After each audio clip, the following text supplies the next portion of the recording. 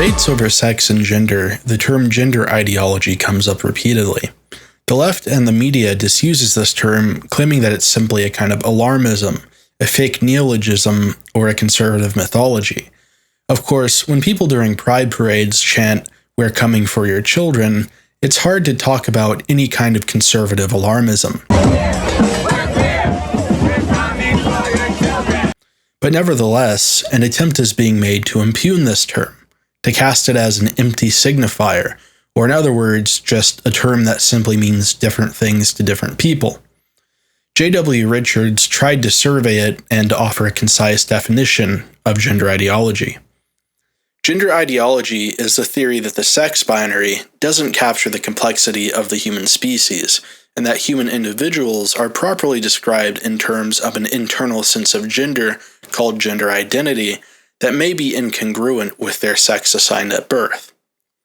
As an operative definition, to simply distinguish friend and foe, which is the essence of the political, this is sort of incomplete, but fine. Despite the difficulty in defining exactly what gender ideology is, when conservatives use the term, they still refer to an extant and a more or less unchanging set of values that have real-world consequences and which the left forms alliances over, as J.W. Richards has written. But as he alludes, gender ideology is more than that. To understand gender ideology, we have to trace it back to its roots. At the center of the progressive attack on normal sexuality is the reduction of sex and gender down to a social construct kept in hegemonic existence through power relations, a dominant culture and state. I elaborated on the general postmodern view of epistemology in my video on 2 + 2 = 5. We could parsimoniously say that postmodernists deny that man can verify the objectivity of any truth claim, and so necessarily, truth is reducible down to subjectivities, such as language, categories, and signs. This includes both sex and gender. A conservative might think that something measurable and empirically testable, like biological sex, which operates according to binary gametes and a definite sexual physical dimorphism that is important to reproduction, is beyond critique, like an anchor that keeps a boat stationary at sea. And likewise, a conservative might think that it's definitely proven and incontrovertible that gendered performance is heritable, that gendered preferences are also not entirely subjective or constructed. But the postmodernists don't see it as so uncontrovertible, because empiricism can be reduced down to points of view, the categorical definitions, and an intersubjectivity of description that does not open up the epistemic circuit sufficiently to allow verification of the objectivity of a truth claim. Therefore, even something biological, like sex, can be called a social construct. The way we talk about sex, the way we define it, the way in which we measure it, and the way that we position it in society is all therefore flexible and subject to criticism and deconstruction. The probable source of this constructionist approach, specifically as applied to gender, is Judith Butler, one of the first queer theorists, in her book Gender Trouble, Feminism and the Subversion of Identity. Quote, she theorizes that gender is not a biological reality, but rather something that is performed through repeated actions. Gender ideology, as it manifests today in the chaos of sexual nonconformity called queerness, is traceable back to her, as well as back to the post-structuralists like Foucault.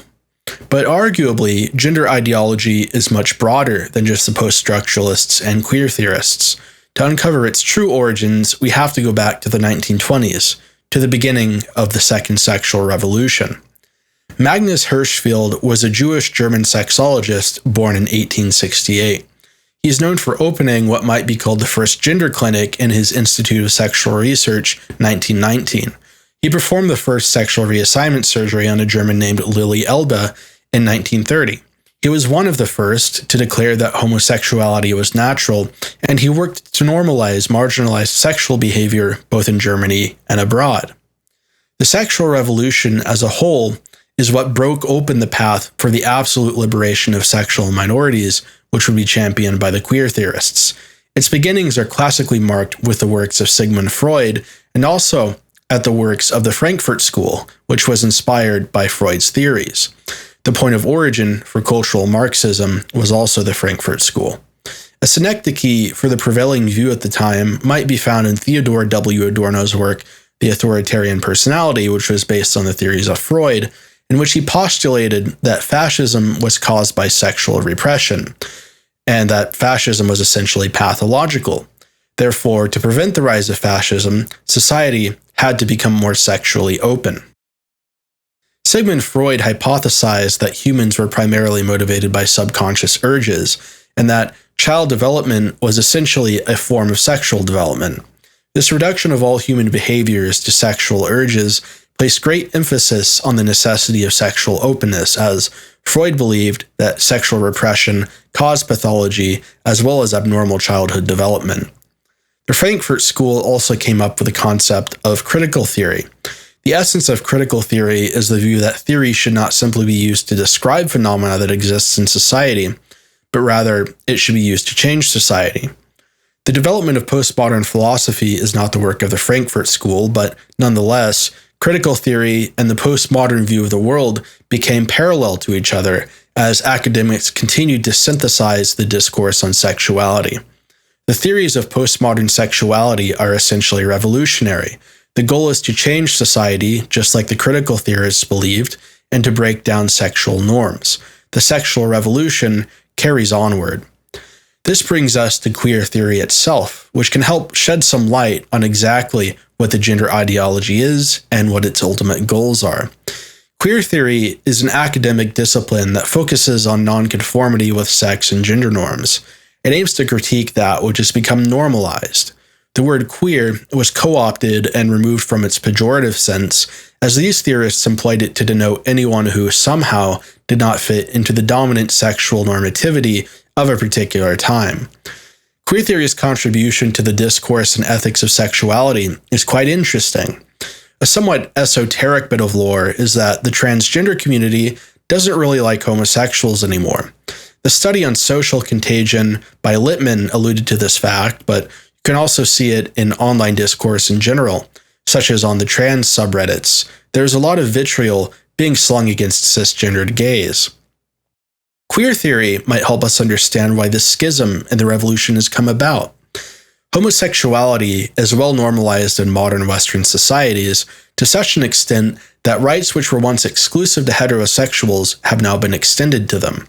Queer theorists have noted this, and since their motive is to queer sexual norms, whatever they are, which basically just comes down to revolutionizing current thing, they've come up with a couple of terms: homonormativity as well as homonationalism.